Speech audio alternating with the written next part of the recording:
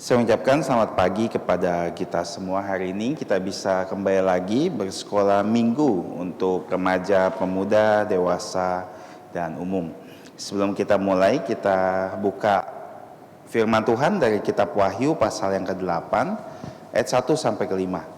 Wahyu 8 ayat 1 sampai 5. Dan sekarang saya akan memimpin kita dalam doa untuk membuka kelas kita hari ini. Mari kita berdoa.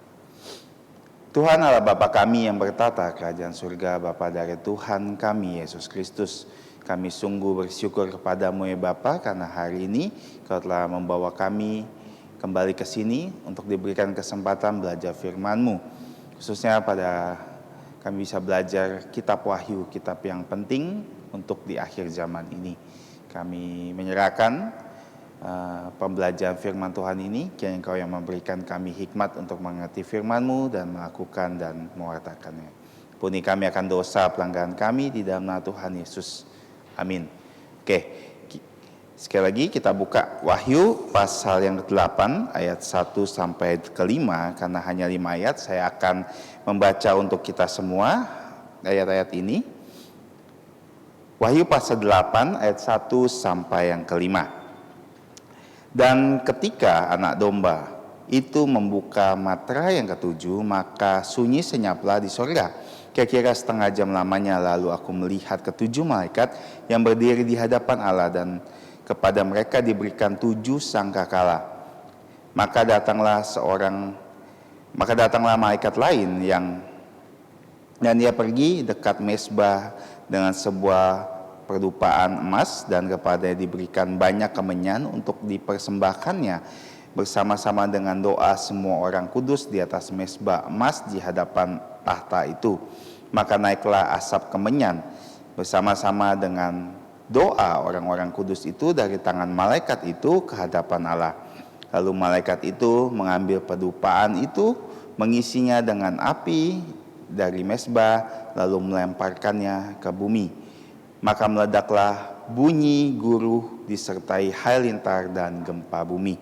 Kita bersyukur atas pembacaan firman Tuhan. Nah, perikop ini berhubungan dengan suara. Kenapa? Karena dimulai dengan tanpa suara, dan nanti diakhiri perikop ini di pasal 5 dengan suara yang luar biasa. Ini ada sebuah kontras yang penting yang kita bisa perhatikan. Nah, kalau kita lihat tadi di ayat pertama, dan ketika anak domba itu membuka materai yang ketujuh, maka sunyi senyaplah di sorga, kira-kira setengah jam lamanya.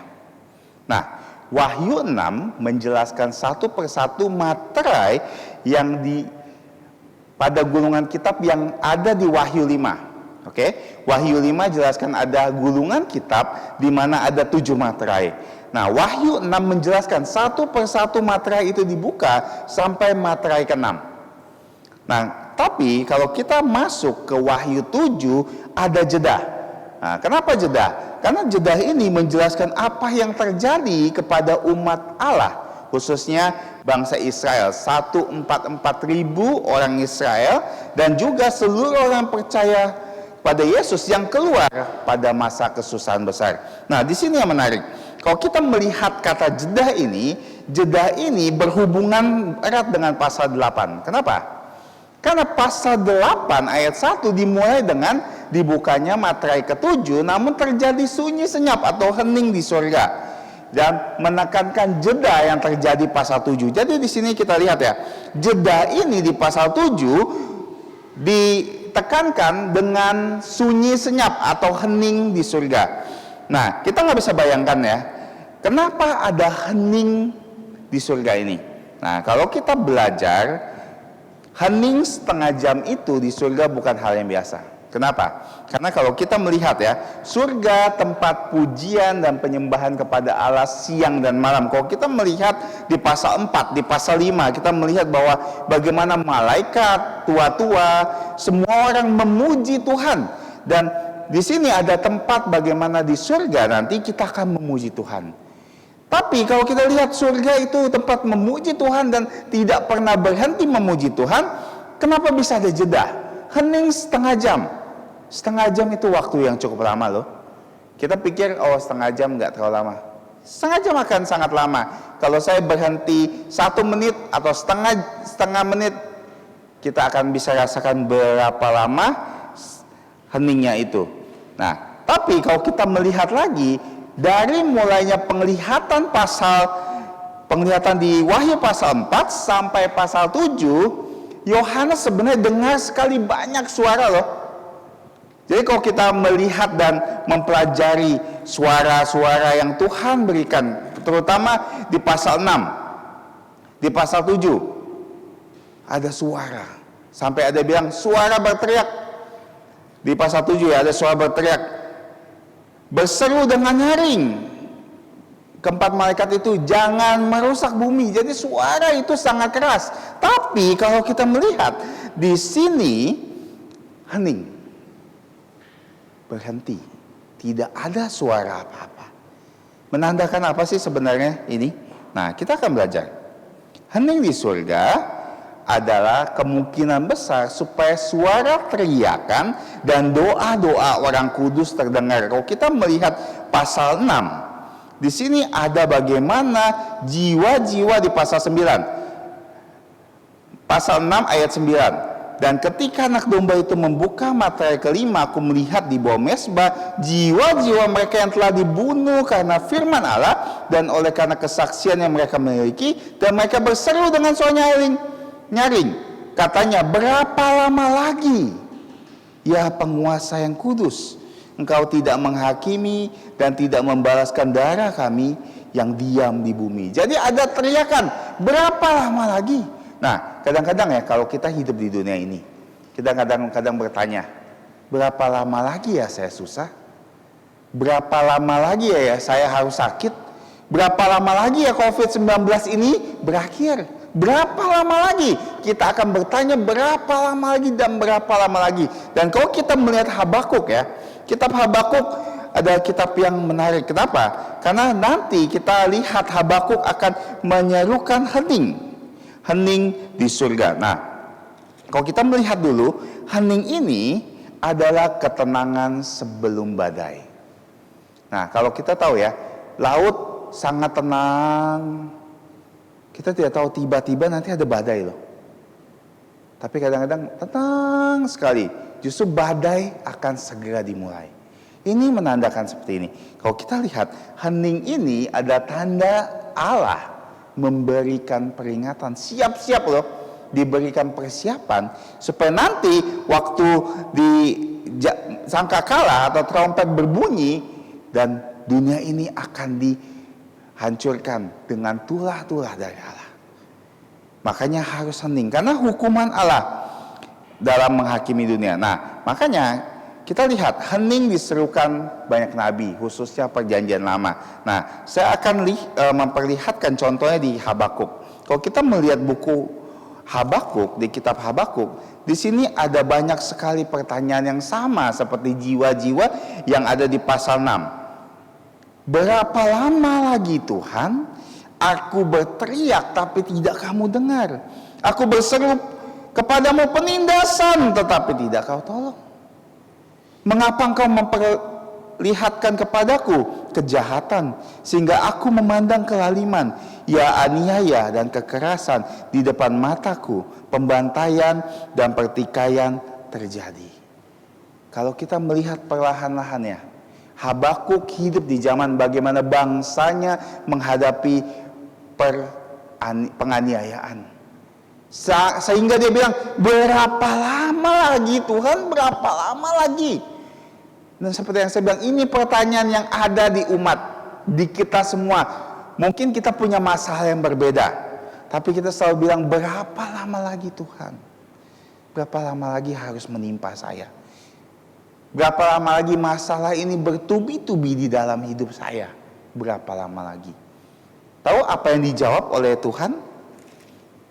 Melalui Habakuk di pasal 20. 2 pasal 20. Tetapi Tuhan ada di bait kudus, baitnya yang kudus, heninglah, berdiam dirilah di hadapannya ya segenap bumi. Dan ini yang sama juga ada di Zakaria 2 ayat 13. Berdiam dirilah hai segala makhluk di hadapan Tuhan, sebab ia telah bangkit dari tempat kediamannya yang kudus. Dan ini menjelaskan kepada kita sederhana ya. Hening di surga adalah tanda di mana Tuhan akan menghakimi dunia. Kita akan lihat aplikasinya setelah pelajaran ini. Kita lihat hening di surga ada di pasal 2. Lalu aku melihat ketujuh malaikat yang berdiri di hadapan Allah, dan kepada mereka diberikan 7 sangkakala. Siapa yang sudah pernah lihat sangkakala? Tahu seperti apa sangkakala? Dulu waktu saya sekolah minggu, saya pikir sangkakala seperti saksofon atau trompet yang panjang gitu. Memang sangkakala ini kita juga bisa artikan dengan trompet. Nah, apa itu sangkakala? Sangkakala disebut shofar di bahasa Ibrani. Ini adalah alat musik yang terbuat dari tanduk. Kita bisa lihat gambarnya, contohnya seperti ini, atau contohnya lagi seperti ini. Ini contoh sangkakala, bukan seperti trompet yang kita lihat di tahun baru ya. Tahun baru mungkin ada yang bentuknya seperti ini, tapi tahun baru biasa terbuat dari karton atau kertas. Tapi sangkakala ini terbuat dari tanduk binatang. Lihat ya, tanduk banteng, kerbau, nah, tanduk. Ini disebut sangkakala. Jadi kalau kamu dengar kata sangkakala di Alkitab, kamu harus ingat seperti ini sangkakala. Bukan seperti yang kamu pikir trompet biasa. Ini sangkakala. Nah,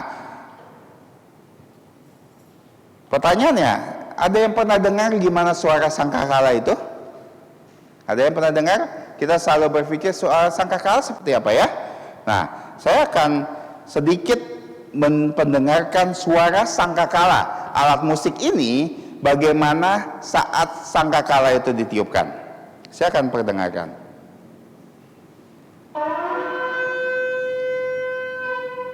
Nah, ini suara sangkakala pada nada yang tinggi. Seperti itu, dan kita bisa bayangkan sangkakala saat sangkakala berbunyi seperti ini, tapi mungkin sangat panjang sekali. Seperti waktu di Gunung Sinai, waktu Tuhan datang, suara sangkakala sangat panjang, lama, tapi seperti ini suaranya. Apalagi suaranya. Nah, kita dengar sekali lagi ya. Saya dengarkan sekali lagi.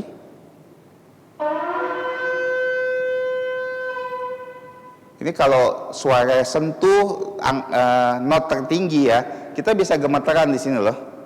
Di sini kita bisa ketarik seperti ketarik. Itu suara sangkakala. Beda dengan suara trompet biasa.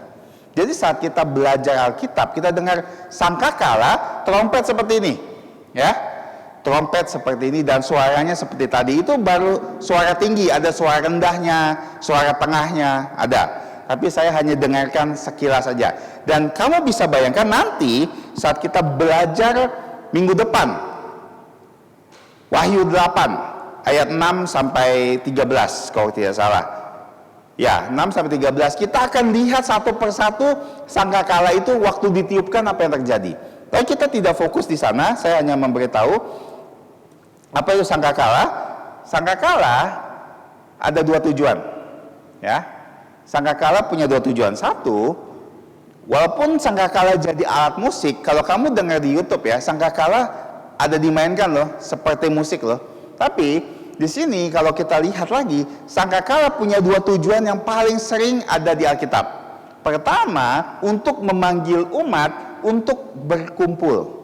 Jadi umat Israel biasa kalau mau dipanggil ya, kumpul ya, waktu di perkemahan, sangkakala suara tadi ditiupkan. Seperti suara bel sekolah, kalau kita sekolah kan bel, pas bel. Sekarang belnya macam-macam kan? Bunyi, langsung kita masuk kelas. Ini kalau ada suara sangkakala seperti ini, semua harus berkumpul. Dan kedua, sangkakala itu untuk mendeklarasikan perang kepada musuh. Kalau ada suara sangkakala dari pihak lawan, misalnya bangsa Israel punya lawan bangsa lain. Saat sangkakala ditiupkan, itu artinya akan berperang loh sama bangsa tersebut. Jadi itu menimbulkan kengerian, ketakutan loh. Kamu bisa bayangkan, kamu misalnya lagi tenang-tenang, tiba-tiba ada suara sangkakala, itu kayak ada orang akan menyerbu pasukan kita loh. Itu sangat menakutkan loh. Nah, Dari dua hal ini kita bisa belajar sederhana. Saat sangkakala berbunyi, kita tahu sangkakala akan berbunyi di akhir zaman. Tapi ada sangkakala yang muncul sebelum sangkakala ini berbunyi, yaitu sangkakala di mana waktu nanti Tuhan akan menjemput umatnya. Oke? Waktu Tuhan menjemput umatnya, nanti juga ada suara sangkakala besar.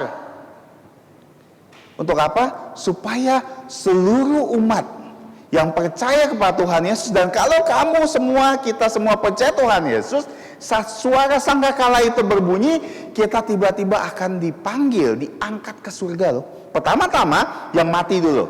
Yang mati di dalam Yesus artinya mereka sudah percaya Tuhan Yesus, mereka akan bangkit dari kematian, dapat tubuh mulia. Dan kita yang ada di bumi ini saat sangkakala berbunyi, kita akan dibawa naik sama Tuhan di surga, di angkasa, bertemu dengan Tuhan Yesus. Dan kita juga akan diberikan tubuh yang mulia. Tubuh mulia ada tubuh yang kita dambakan, yang kita harus punya. Kenapa? Karena di tubuh mulia itu kita tidak bisa sakit, kita tidak lapar, kita tidak menanggung apa-apa, kita tidak capek. Dan kita tidak terbatasi ruang dan waktu. Kita bisa terbatas ruang dan waktu saat ini. Kita nggak bisa tiba-tiba masuk langsung ke cryroom. Kita tidak bisa langsung naik ke angkasa. Kita tidak bisa menyelam ke laut. Kalau kita punya tubuh mulia, segala jenis kita bisa lewati. Karena kita punya tubuh mulia. Nah, sebuah ilustrasi sederhana ya, kalau kalian tahu superhero, ya, superhero itu contohnya satu Superman. Nah, saya pakai ilustrasi Superman. Superman ya, kalau menurut cerita komiknya, dia bilang dia sangat biasa, orang biasa loh di planetnya loh. Kenapa orang biasa di planetnya? Karena seluruh planetnya juga seperti dia, kuat dan dia pukul hancur. Waktu di bumi dia jadi superhero, kenapa? Karena dia kuat sekali dibanding manusia biasa. Kamu bisa bayangkan tubuh kita jauh lebih hebat dari itu. Kalau kita dapat tubuh mulia. Jadi dunia ini sangat mudah. Kita mau kemana aja, tinggal sampai. Nggak perlu naik pesawat, kita nggak perlu apa-apa. Nah, dan trompet yang pertama, kalau kamu percaya Tuhan Yesus, dipanggil kamu. Tapi kalau kamu dengar trompet ini, ini bahaya. Kenapa? Karena ini kasih tahu loh kepada dunia, kamu akan dihukum. Kalau kamu tidak percaya Tuhan Yesus, saat Tuhan panggil ke surga, kita tersisa di bumi. Nah, misalnya lagi pertemuan seperti ini ya, yang percaya Tuhan Yesus tiba-tiba hilang, tinggal pakaiannya aja tertinggal di situ. Nah, kamu gak percaya Tuhan Yesus, kamu ragu-ragu, kamu tiba-tiba lihat pada kemana, hilang. Kamu bisa bayangkan loh, setelah hilang, nanti ada 7 tahun sengsara. Dan di dalam 7 tahun itu ya, nanti ada suara trompet terdengar. Suara trompet, dan apa yang terjadi? Semua orang akan tertimpa bencana. Minggu depan akan dikasih tahu loh bencana apa aja loh. Ada hujan es, air dari darah, air jadi racun. Wah, banyak sekali. Kalau kita belajar minggu depan. Nah, di sini diberikan sangkakala itu fungsinya untuk itu, dan di sini pasal 3, dan maka datanglah satu malaikat lain dan dia pergi berdiri dekat mezbah dengan sebuah pendupan emas, dan kepadanya diberikan banyak kemenyan untuk dipersembahkannya bersama dengan doa semua orang kudus di atas mezbah emas di hadapan tahta itu. Maka naiklah asap kemenyan bersama-sama dengan doa orang-orang kudus dari tangan itu ke hadapan Allah. Nah, ini sangat sederhana ya. Kalau kita melihat kemenyan itu adalah simbol doa. Dan adegan yang tadi kita baca, bagaimana malaikat ada satu malaikat kan, tadi ada 7 malaikat dikasih sangkakala. Ada satu malaikat lain datang, dia pergi ke atas mezbah dengan mezbah emas, dan di sini dikatakan diberikan banyak kemenyan. Untuk apa? Supaya dibakar, dipersembahkan kepada Allah. Nah, di sini menaik. Kemudian kemenyan ini bersama dengan doa semua orang kudus. Waktu dibakar, maka naiklah asap. Nah, asap ini menjelaskan bahwa doa orang-orang kudus naik ke surga dan diterima sama Allah. Dan ini sederhana, doa kita pasti Tuhan jawab, tapi respon Tuhan berbeda. Cara Tuhan menjawab setiap doa kita berbeda. Satu orang demi orang lain, yang lain berbeda. Tapi di sini Tuhan merespon jawaban doa itu dengan luar biasa suaranya. Lalu malaikat itu mengambil pedupaan itu, mengisi dengan api dari mezbah, dilemparkan ke bumi, maka meledaklah bunyi guru disertai halilintar dan gempa bumi. Kamu bisa bayangkan, tadi saya bilang dimulai dengan hening di surga setengah jam. Tidak ada suara apapun, cuman ada adegan-adegan. Seperti kamu nonton video tapi kamu nggak setel suaranya, kamu mute. Nah, kamu lihat adegan-adegannya. Adegan bagaimana mezbah ini sangkakala diberikan. Kamu lihat adegannya, tapi nggak ada suara. Tapi tiba-tiba waktu dilemparkan pedupaan ini ke bumi dengan api, langsung meledak bunyi guru, halilintar, gempa bumi, dan segala bunyi-bunyi keras. Dan ini terjadi sebelumnya di Keluaran. Kalau kita melihat Keluaran waktu Tuhan datang ke Gunung Sinai, apa yang terjadi? Lihat. Dan yang terjadi di sini katakan, terjadilah pada hari ketiga dan waktu matahari terbit, ada guru kilat, awan padat di atas gunung dan bunyi sangkakala yang sangat keras. Bunyi sangkakala yang sangat keras sehingga gemetarlah seluruh bangsa yang ada di perkemahan. Lalu Musa membawa bangsa itu keluar dari perkemahan untuk menjumpai Allah, dan berdiri mereka pada kaki Gunung Sinai, ditutupi seluruhnya dengan asap, dan karena Tuhan turun ke atasnya dalam api, asapnya membumbung seperti asap dari dapur, dan seluruh gunung itu gemetar sangat. Bunyi sangkakala kian lama, kian keras berbicara Musa, lalu Allah menjawabnya dalam guru. Tuhan menjawab doa kita, tapi tidak selalu spektakuler seperti ini. Tapi itu sangat spektakuler loh yang terjadi di sini. Di kitab Wahyu ini sangat spektakuler suaranya. Bayangkan, doa orang-orang kudus. Berapa lama lagi Tuhan jawab? Kamu tahu kalau kamu lagi dianiaya sama orang, kamu mengalami penganiayaan di dunia ini, kamu hidup susah, kamu sakit terus, kamu pasti bertanya seperti yang tadi ditanyakan oleh para nabi. Berapa lama lagi ya? Berapa lama lagi saya harus susah Tuhan?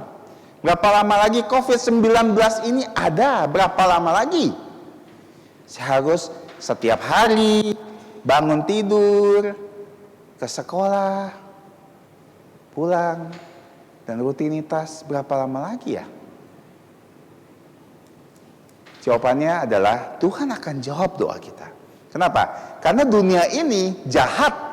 Maka kalau kita hidup di dunia ini, kita hanya akan merasakan semua hal jahat di dunia ini loh. Tidak ada hal baik dari dunia ini, kecuali hal baik itu memang dari Allah melalui orang-orang percaya. Tuhan melakukan kebaikannya dengan mataharinya tentu. Tapi nanti mataharinya akan setengah sepertiganya hancur. Gak bisa. Kita harus lihat dari sini. Nah, bunyi sangkakala yang keras. Mungkin sebagian dari kamu tadi belum dengar ya. Saya akan dengarkan lagi. Kenapa? Karena supaya membetulkan teori yang salah tentang sangkakala. Karena saya sampai SMP, saya masih berpikir sangkakala itu bunyinya seperti trompet biasa. Tapi sangkakala itu, kalau kita belajar tadi, seperti apa? Nah, seperti ini ya. Sangkakala ini seperti ini. Terbuat dari tanduk dan bunyinya seperti ini.